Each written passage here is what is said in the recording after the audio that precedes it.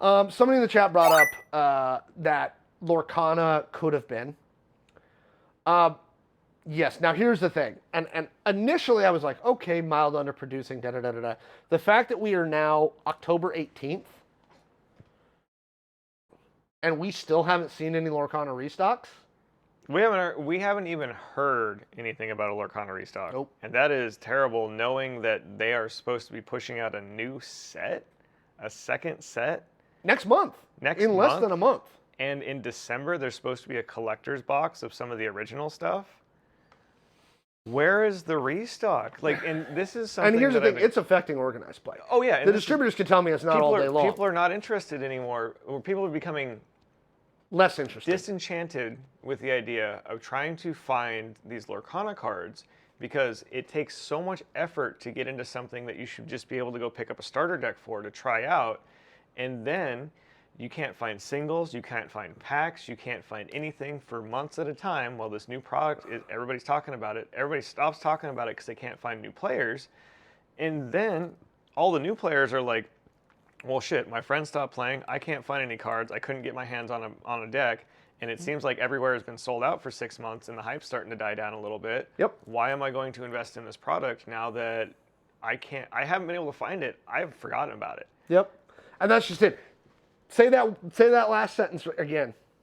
Can't find it. You forget about it. You forget about it. You forget about it. 100%. Yeah. Which sucks because like it is the frustrating part about Lorcana. It is a well-built game that has a IP attached to it that is renowned enough that they could be a big enough player to be able to disrupt a market, but they're tripping over their own feet at the starting line. Mm-hmm. And it is incredibly frustrating as somebody who wants to see more things succeed in this space to watch that happen with something that should literally be a layup as far as IP goes. Yes. There is so much money, so much content, so much love put into these products and the game itself that it is just more frustrating than anything to watch it come out and then trip at the starting line. Mm-hmm. When it could be a force in the space. Somebody said I would be curious where you read they're holding the restock till the new set comes out. I haven't heard that. If that's the case, that is one of the stupidest things I've ever heard. Because like we don't need more product all at once. We just need products. We need product to be able to come in as we need it. And get us to the next release. Because if it comes out with the next release, that's 2-3 months of nothing, literally nothing after your content launches. Mm-hmm. How is Lorcana start different from Magic 30 years ago? The difference is the nature of the tabletop market today, the fact that it's a Disney IP, and the fact that they had every chance to succeed. The difference is that Magic didn't have these kind of supply chain issues because this was new, right? There wasn't much. I'm trying to think if there was anything before Magic in the TCG space of any significance. That's a good question. I gotta lean in and find out.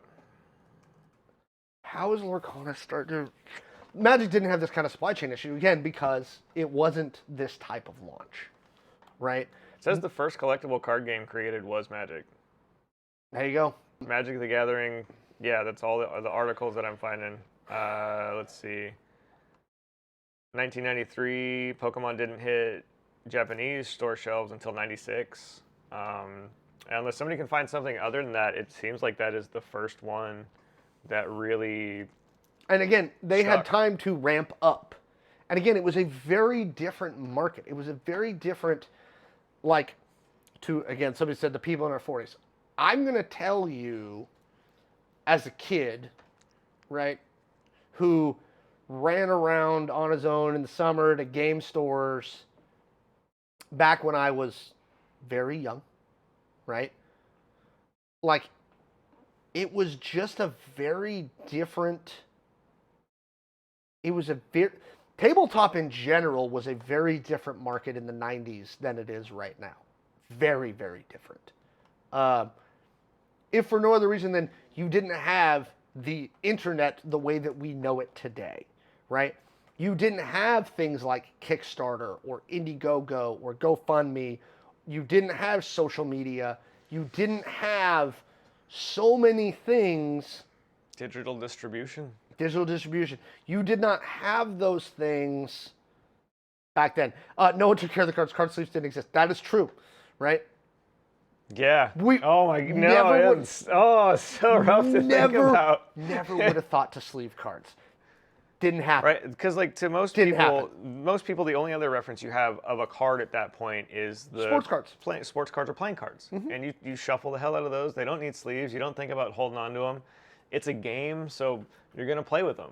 I had the Marvel cards, like set 1 of the Marvel cards, and you didn't sleeve them, but you put them in the binders. We had all the plastic sheeted binders.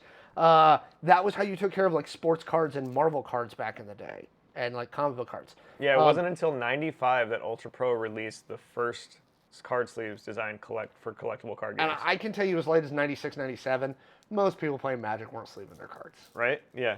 Yep. You just weren't. Like I've seen original. I saw somebody playing with an original Minerals disc out of sleeve. Many, when I was like 9 years old. So like yeah. Is like Pogs in the 90s. Pogs was another thing. God, yeah, I had Pogs. Right? Pogs is that is such a wild marketing thing. We're gonna sell you little round discs that you're gonna slap together, and we're gonna make millions of dollars because we're gonna put licensed shit all over that. And then they're gone. And then they're just gone. Just gone. Nobody even thinks about that shit. And it wasn't even something you collect. It was funny because I was looking for Pogs probably like 6 months ago, just because I was like, dude, is that a fever dream? Am I the only one that remembers Pogs? Or was Pogs like a real thing? Pogs was a real thing. And the funny thing is they were fucking milk caps. That's what they originally were. Pogs had better condition, way bigger print runs than MTG cards for a while. Yeah. I mean, they had to be. You literally threw a piece of metal at them, so like they better last. And some of those slammers were big. Oh yeah. Yep. Okay. Yep. Look. Again, Lorcana had a shot at it. Thank you for the bits. Right. I'm assuming those are nostalgia bits. Lorcana had a shot at it. Now, could Lorcana recover? Yes, but they have got to figure out their stocking issue, and I mean fast. By Christmas, they have to be available in mass by Christmas, or it's dead this year. That's my prediction, personally, because like how are you gonna miss Christmas when you're trying to hit with a collector's box? Yeah, and again, they talked a lot about organized play, and so far, I am not impressed. I'm not. The stuff that they gave us for organized play was okay, right? And anybody who came by yesterday got promo cards. It was okay. But they desperately need to actually look at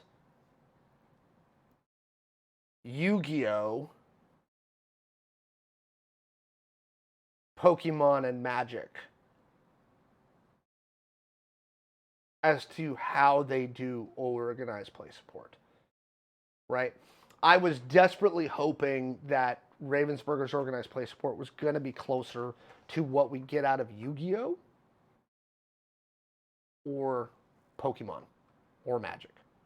Ravensburger's now confirmed the reprint will become earlier than expected. Larger reprint in early 2024. That's not soon enough. Forced to holidays 2023 to coincide with Rise of the Floodborn. Well, and see, that's what I'm saying. If they're pushing it forward to 2023, they have to. The problem is this. You are doing a reprint of Chapter 1 after Chapter 2 comes out. But I think this is what this is saying, is that they're trying to coincide it with the Rise of the Floodborn. Hopefully this reprint comes before, and they're not going to fuck this up. Your people, once Rise of the Floodborn comes out, it's just like this, with scant exception, right? And this actually goes for Pokemon, and this is just TCGs, right? Magic releases Set X. That is the one everyone buys. Yep. Then we go into Set Y, right? Once Set Y comes out, nobody gives a crap about Set X for the most part. Well, and this new set is introducing a new ability. So everybody's going to want the new ability because it's going to be super strong. So like everybody's going to be going for the new set. Pokemon's the same way. Pokemon releases set D. Everybody wants set D. Once set E comes out, we cannot sell set D. Truth. We give it away. Okay? If your larger reprint of Chapter 1 is coming after the printing of Chapter 2, you screwed it up.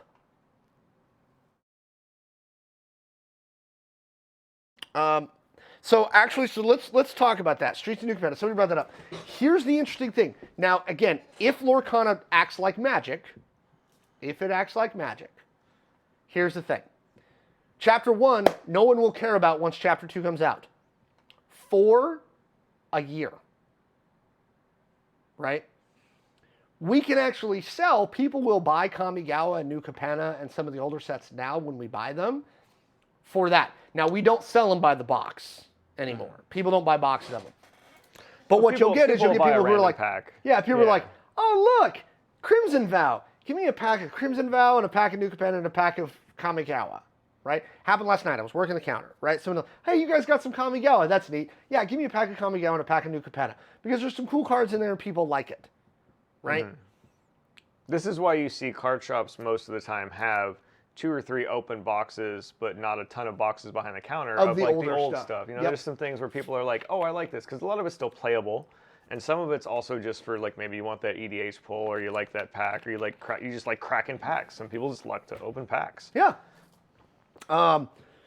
Yeah, if they are doing, especially in the release cycles that they're in, because Lorcana is brand new. Mm-hmm. You don't have nostalgia for Chapter 1. No, you have frustration for Chapter 1 right now. With Magic, if I go get a hold of a box of Modern Horizons 2, I will sell it in a week for nostalgia's sake. People will be like, cool, let me get a couple of packs. Let me get 2 packs of Modern Horizons 2. If I get Dominaria, the original, what if Chapter 2 sells out and all we get is Chapter 1? I think it will turn into the last set of Magic. No one will buy boxes of it. They'll buy a pack here and a pack there and a pack here and a pack there. But here's the thing, especially with formats that Lorcana wanted to push, like draft, nobody's going to want to draft Chapter 1. But yeah, and if Chapter 2 sells out, then they've got themselves back into the same position they were in, where it's like, yeah, people might pick up some of Chapter 1, but your hardcore base, the people that are playing, the people that want to get Chapter 2... The people who are going to be your foundation of your entire fucking game... probably already have most of 1. And getting new players in saying like, oh, both these new sets are coming out. Now you're getting in, you're almost to the point where you're like, all right, now there's too much choice. You know, you got 5 different decks now to pick from. You've got to have people that understand the game to be able to explain the differences as to what's come out in the new set, what's been in the old set, why you would want to, you know, collect 1 versus 2, and why a new consumer wouldn't want to just go for the newest product. Like, there's a lot of little small things in there that, like, if they sell out, that's almost a worse problem to put themselves into with not even being able to keep up with the first run of production. Yeah, kind of has the potential for that type of market share, right? Which is the Americana stuff. The other thing is them and Disney are, they are letting a golden marketing opportunity pass them by. It's Disney 100. Disney, oh my gosh, yeah, Disney 100 right now. They should be knocking this out of the water. It's Disney 100 right now. It's crazy.